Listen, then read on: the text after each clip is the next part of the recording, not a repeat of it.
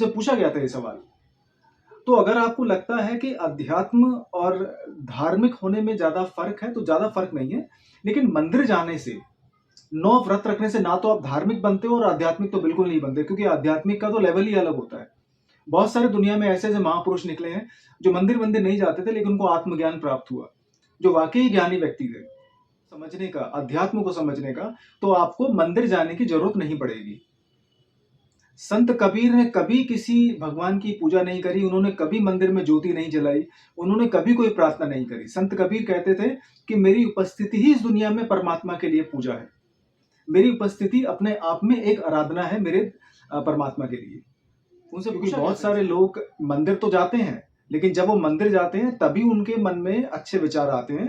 मंदिर से बाहर आते ही उनके अंदर एक ऐसा इंसान जाग जाता है, उनके अंदर एक ऐसे इंसान की एंट्री हो जाती है जो दुनिया को लूटने में लगा है, जो बहुत ही सेल्फिश है, जो बहुत ही जिसकी नैतिकता खत्म हो चुकी है, ठीक है? जो दूसरे व्यक्ति को एक हीन भावना से देखता है, जो हर एक दूसरे अवसर का फ़ायदा उठाना चाहता है, जिसके लिए दुनिया एक एन्जॉयमेंट करने का तरीका है, और जो बस हर हर महादेव, जय श्री राम। कहीं से सवाल आया मेरे पास कि आध्यात्मिक होना ज़्यादा बेहतर है या धार्मिक होना बेहतर है? तो यहाँ पे ये कहना चाहूँगा कि धार्मिक होना भी सही है और आध्यात्मिक होना भी सही है, क्योंकि दोनों में कोई ज़्यादा फ़र्क नहीं है। लेकिन अगर आप ये मानते हैं कि रोज़ सुबह मंदिर जाकर पूजा करना, हर मंगलवार को हनुमान चालीसा पढ़ना, और शनिवार को जाके शनि चालीसा पढ़ना, और सोमवार को जाके भई भोलेनाथ जी की आराधना करना, उनकी पूजा करना, अगर आपको लगता है कि ये अध्यात्म है, तो ये अध्यात्म नहीं है। क्योंकि बहुत सारे लोग मंदिर तो जाते हैं, लेकिन जब वो मंदिर जाते हैं तभी उनके मन में अच्छे विचार आते हैं। मंदिर से बाहर आते ही उनके अंदर एक ऐसा इंसान जाग जाता है, उनके अंदर एक ऐसे इंसान की एंट्री हो जाती है जो दुनिया को लूटने में लगा है। जो बहुत ही सेल्फिश है, जो बहुत ही जिसकी नैतिकता खत्म हो चुकी है, ठीक है? जो दूसरे व्यक्ति को एक हीन भावना से देखता है, जो हर एक दूसरे अवसर का फ़ायदा उठाना चाहता है, जिसके लिए दुनिया एक एन्जॉयमेंट करने का तरीका है, और जो बस धन, प्रॉपर्टी, गाड़ियाँ, संपत्ति सब इकट्ठा करने में लगा हुआ है।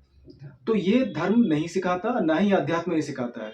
हालाँकि अध्यात्म को मैं धर्म से थोड़ा-सा एक बेहतर, एक रिफाइंड स्टेट ऑफ कॉन्शियसनेस मानता हूँ, क्योंकि अगर आप कोई भी ग्रंथ उठा के देख लो, आप कुछ भी उठा के देख लो धर्म के अंदर या दूसरे मान्यताओं के अंदर, आप चाहे भागवत पढ़ लो, चाहे 200 से ज़्यादा जो उपनिषद लिखे गए हैं उनको पढ़ लो, छोटे-बड़े सब मिला के, चाहे आप 18 पुराण में से कोई पुराण उठा के देख लो, चाहे आप वेद उठा के देख लो। कोई भी वेद जब आपका समय आएगा चीज़ों को समझने का, अध्यात्म को समझने का, तो आपको मंदिर जाने की ज़रूरत नहीं पड़ेगी। संत कबीर ने कभी किसी भगवान की पूजा नहीं करी, उन्होंने कभी मंदिर में ज्योति नहीं जलाई, उन्होंने कभी कोई प्रार्थना नहीं करी। संत कबीर कहते थे कि मेरी उपस्थिति ही इस दुनिया में परमात्मा के लिए पूजा है। मेरी उपस्थिति अपने आप में एक आराधना है मेरे परमात्मा के लिए। उनसे पूछा गया था ये सवाल।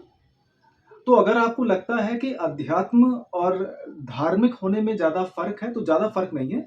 लेकिन मंदिर जाने से, 9 व्रत रखने से ना तो आप धार्मिक बनते हो और आध्यात्मिक तो बिल्कुल नहीं बनते, क्योंकि आध्यात्मिक का तो लेवल ही अलग होता है। बहुत सारे दुनिया में ऐसे-ऐसे महापुरुष निकले हैं, जो मंदिर-वंदिर नहीं जाते थे, लेकिन उनको आत्मज्ञान प्राप्त हुआ। जो वाक़ई ज्ञानी व्यक्ति थे। ठीक है? तो धार्मिक, पहली बात तो धर्म का मतलब आपको समझना पड़ेगा। धर्म शब्द का मतलब है कि आपको किसी चीज़ ने कनेक्टेड किया हुआ है अपने आप से। धर्म का मतलब होता है आपकी अंदरूनी काबिलियत, आपकी आत्मा है। आपके अंदर परमात्मा ने कुछ ऐसी ऊर्जा दी है जो उस ब्रह्मांड से, उस यूनिवर्स की जो एनर्जी है उससे वो कनेक्टेड है। और इसका उदाहरण आपको रामायण में मिल जाएगा, आपको भागवत गीता में मिल जाएगा, आपको अष्टवक्र गीता में मिल जाएगा, आप कहीं भी देख लो। ठीक है? तो जो धर्म होता है उसका मतलब होता है, धर्म का वैसे शाब्दिक जो मतलब है वो होता है सस्टेन करना, होल्ड करके रखना या जोड़े रखना। ये मैं कई बार बता चुका हूँ। लेकिन अध्यात्म का मतलब होता है इन चीज़ों का अध्ययन करना। इन चीज़ों का अध्ययन करके अपनी एक बेस्ट चेतना में अपने आप को बनाना, अपना एक बहुत ही बेहतरीन और अपना सबसे शुद्ध एक रूप अपने आप को तैयार करने में अध्यात्म आपकी मदद करता है। और अध्यात्म धार्मिक मान्यताओं से बहुत ऊपर है। और सारे ग्रंथ हमको आध्यात्मिक होना सिखाते हैं, धार्मिक होना नहीं सिखाते। अगर आप धर्म का मतलब भी सीख जाओगे तब भी आपको कहीं ना कहीं ऊपर जाके धर्म और अध्यात्म दोनों लगभग एक जैसे ही लगेंगे। लेकिन अगर आप मंदिर जाके पूजा पाठ करके बाहर आके आप वही गलत काम करते हो, ना तो आप धार्मिक हो ना आप आध्यात्मिक हो। आप सिर्फ एक दिखावा करने के लिए मंदिर जाते हो कि भैया मैं मंदिर पहुंच गया हूं, मैं अपने उपस्थिति देने आ गया हूं, लोगों को दिखाने के लिए, खुद की चेतना में उधार करने के लिए नहीं, चेतना का विस्तार करने के लिए, अपनी कॉन्शियसनेस को प्योर करने के लिए नहीं, सिर्फ लोगों को दिखाने के लिए। मैं भी मंदिर जाता हूँ, ठीक है, लेकिन मेरे मंदिर जाने का मकसद बिल्कुल अलग होता है। ठीक है, बहुत सारे लोग जाते हैं और जिस वक्त मैं मंदिर जाता हूँ उस वक्त भीड़ भी नहीं होती, ना मैं मंगलवार को जाता हूँ ना शनिवार को जाता हूँ। ठीक है, और मेरे तो मन में वैसे ही भोलेनाथ जी का गुणगान सुबह शाम चलता रहता है, जब भी समय होता है मैं उनका गुणगान करता रहता हूँ। लेकिन इन सब चीजों के बावजूद अगर आप अपने कर्मों को थोड़ा सा सही करेंगे, आप अपने विचारों को थोड़ा सा सही करेंगे, आप अपने दुनिया को देखने के नजरिए को थोड़ा सा साधारण करेंगे, सही करेंगे, तब जाके चेतना में बदलाव आता है। मंदिर जाने से कोई धार्मिक आध्यात्मिक नहीं होता। अगर ऐसा होता तो जितने भी ब्राह्मण, जितने भी पंडित लोग मंदिरों में बैठे हैं वो सारे के सारे आत्मज्ञानी होते। वो आत्मज्ञानी उसमें से बहुत कम लोग होंगे जिन्होंने वेदों का अध्ययन किया होगा, जिन्होंने वेदों को समझा होगा, जिन्होंने वेदों को समझने में अपना जीवन लगाया होगा। बहुत कम ऐसे महापुरुष हुए हैं। नहीं तो ऐसे तो हिंदुस्तान में करोड़ों मंदिर हैं, सारे के सारे थोड़ी आत्मज्ञानी है, सारे के सारे थोड़ी परमात्मा का ज्ञान रखते हैं। लेकिन मैं आपको एक फर्क जो बता सकता हूं वो ये है कि धार्मिक होने में और आध्यात्मिक होने में सबसे बड़ा फर्क ये है कि अध्यात्म आपको जीवन जीना सिखाता है। अध्यात्म आपको ये सिखाता है कि कैसे इस संसार में रहने के साथ साथ आप परमात्मा के साथ जुड़े हो सकते हैं। आध्यात्मिक होने का सबसे बड़ा फायदा यह है कि आप अपने आप को समझते हो, शारीरिक तौर पे, भावनात्मक तौर पे, बुद्धि के स्तर पे और आत्मा के तौर पे। आध्यात्मिक होने के बाद आपको चीजों में फर्क नजर नहीं आता। आप सिर्फ चीजों के साथ रहते हैं, उनके साथ जुड़ते नहीं हैं, आप उनके साथ रहते हैं, उनके साथ अपनी जिम्मेदारी को निभाते हैं, अपने कर्तव्यों को निभाते हैं और आप अपनी चेतना में ही रहते हैं। आप कभी भी किसी चीज के साथ जुड़ते नहीं है। कोई भी चीज आपको खा नहीं जाती अध्यात्म होने के बाद।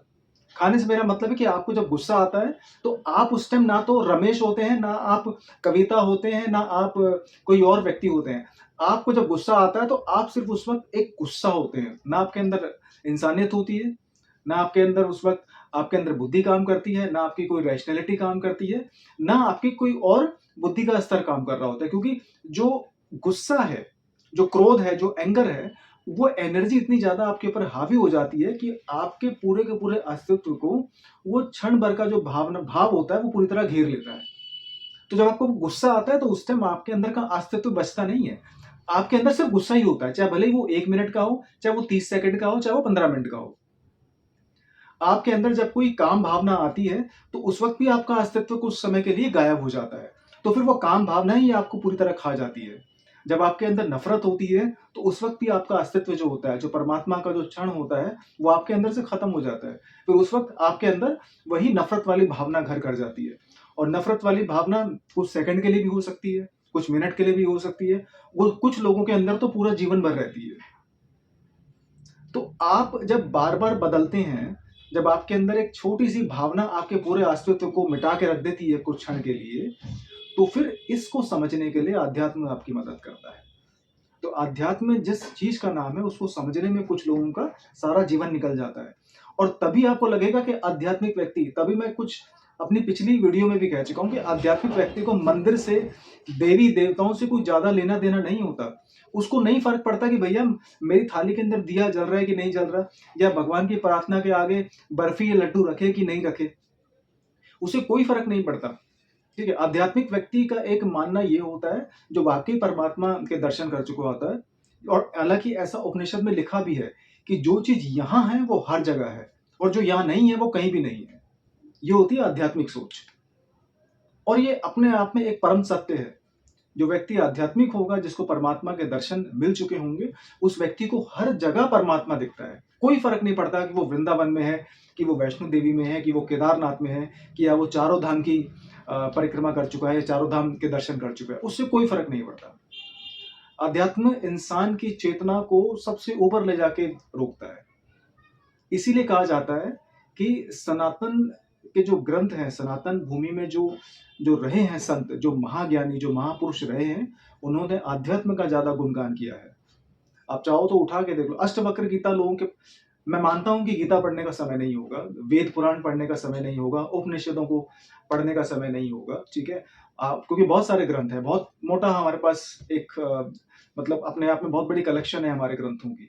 अरे कुछ नहीं तो 300-400 पेज की अष्टवक्र गीता आती है जो बहुत ही ब्रीफ है, बहुत ही पॉइंटेड है और बहुत ही सरल भाषा में लिखी होती है। हिंदी में पढ़ लो चाहे इंग्लिश में पढ़ लो। तो उसके अंदर भी अष्टवक्र गीता के अंदर भी आपको पूजा पाठ से ज्यादा कुछ मिलेगा नहीं। आत्मज्ञान, ठीक है, सेल्फ रियलाइजेशन, अपने आप को समझने के बारे में ही जो संत रहे हैं अष्टवक्र, उन्होंने बहुत सारा इसके बारे में बताया है, जो कहानी वो महाराजा जनक को बताते हैं, ठीक है। तो अष्टवक्र गीता तो बहुत छोटी है, तो उसी को पढ़ के देख लो अगर आपको गीता पढ़ने का समय नहीं है तो, ठीक। तो अध्यात्म का जो स्तर है वो धार्मिक चीजों से बहुत ज्यादा ऊपर है। अध्यात्म का स्तर मान लो परमात्मा का स्तर है, और आध्यात्मिक व्यक्ति तभी इसलिए मनमोजी होता है। दुनिया भर के आप संतों की कहानी उठा के देख लो, कोई हंस रहा है तो हंस ही रहा है, ठीक है। संत कबीर कहते हैं कि भाई मैं नहीं पूजा करता, मेरी उपस्थिति अपने आप में परमात्मा की पूजा है। तो ये मान्यताएं होती हैं ऐसे संतों की, और ये आध्यात्मिक होते हैं, ये धार्मिक नहीं होते। इनमें से कुछ संत रहे होंगे, गए होंगे इधर उधर, लेकिन वो आध्यात्मिक ज्यादा होते हैं। रमन महर्षि का उदाहरण उठा के देख लो, ठीक है, बहुत कम वो जाते थे मंदिर। तो उनकी ऐसे संतों की उपस्थिति ही अपने आप में अध्यात्म का प्रतीक है, अध्यात्म का एक इशारा है। इसीलिए आप अगर मंदिर जाके अपने आप को धार्मिक या आध्यात्मिक मानते हो तो ना तो आप धार्मिक हैं, ना आप आध्यात्मिक है। आप सिर्फ एक संसार के एक चलन में फंसे हुए हो। आपको लगता है कि मंदिर जाके भगवान मेरे पापों को माफ कर देगा, तो ये गलतफहमी आप दूर ही रखें, ऐसा कुछ नहीं होता, ठीक है। तो अध्यात्म को समझे, धर्म को समझे, दोनों में बहुत ही ज्यादा फर्क नहीं है, लेकिन कर्मों से वास्तविक तौर पे बदलाव आने में आप आध्यात्मिक हो सकते हैं या आप अपने धर्म को समझ सकते हैं, और यही हमारे ग्रंथ सिखाते हैं। हर हर महादेव।